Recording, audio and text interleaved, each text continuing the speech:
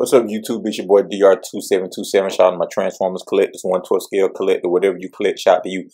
I've already done a video for March 2023. It is my Flames Toys wish list where I talk about the 10 characters I wish they would do. This video, following the heels of TFCon LA, is just about my thoughts about the third-party panel reviews. And this is things that just interest me. It's not a full panel discussion. Before we get to third party, let's talk about second party. 3-0 has been killing it with their DLX and their MDLX line. I think the MDLX line is the most interesting line in Transformers collecting. And I think I'm going to do a video about it in the next month or so, talking about why I think it's the most interesting line in collecting.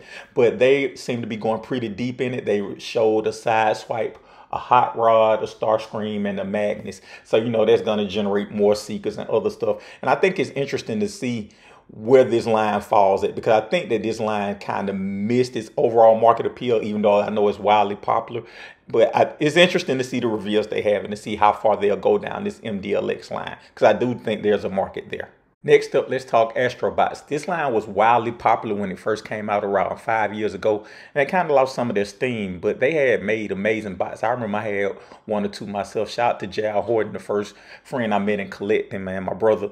But anyway, they lost a lot of their steam, but they seem to be coming back. They seem to be going more down this line, adding fiction to it, adding more bots. I mean, the bots look good. I hope that this line kind of picks up, because it's actually a really cool line, very articulated, but it's good to see them back in the game.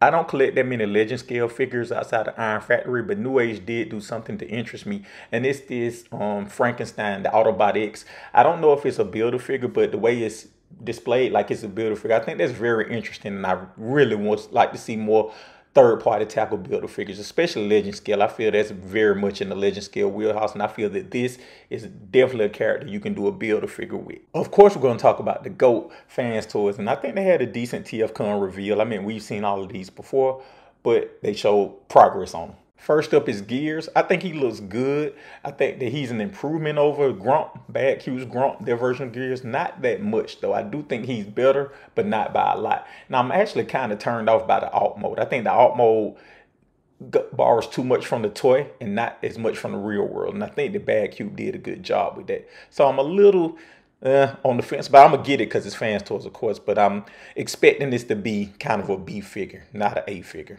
This is the one. This looks arguably perfect to me. Fans Toys does what they do when they do what they do. They added the chrome thighs, the chrome feet. They added the translucent for the chest piece. And they make a boring look character look visually interesting.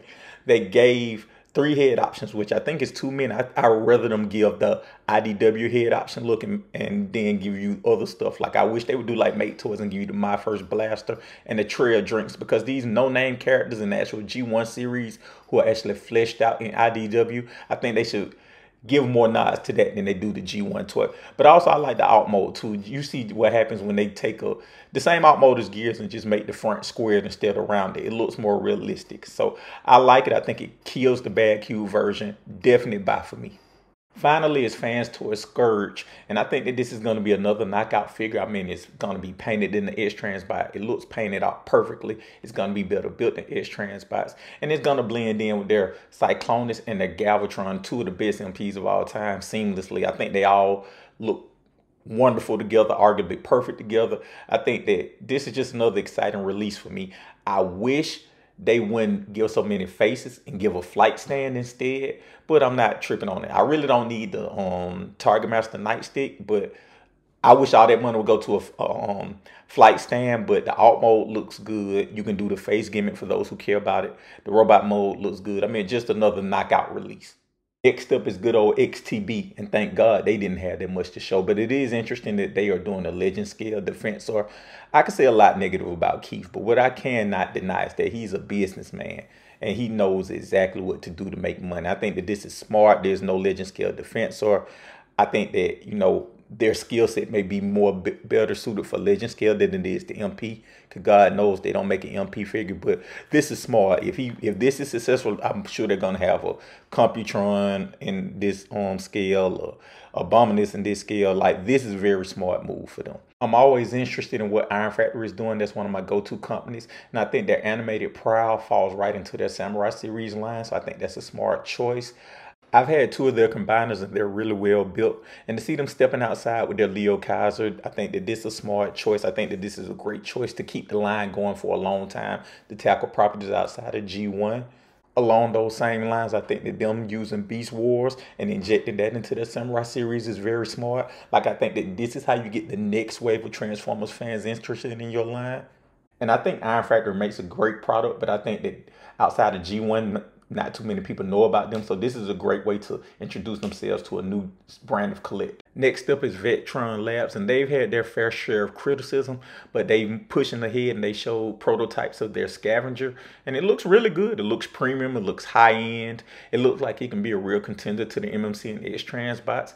I don't know how this Devastator Wars is will shape up, but they showed timelines. They showed the Megatron timeline. So it seems like they're really down into this. And I hope they make it, and I hope they make it good, because we need a good second place third party company to try fans towards. And I don't think there's one yet. Finally is MMC, and nothing they really have interests me except for the Devastator. I think it'd be interesting to see the Devastator all-in-one combined mode. But outside of that, nothing MMC has done recently is interests me, and I'm worried about the state of that company. I did a video about that, and this isn't the time for that, but you know, I'm actually worried about them. Anyway, those are things from TFCon that kind of interest me. That doesn't mean I'm gonna buy them all, but they are interesting.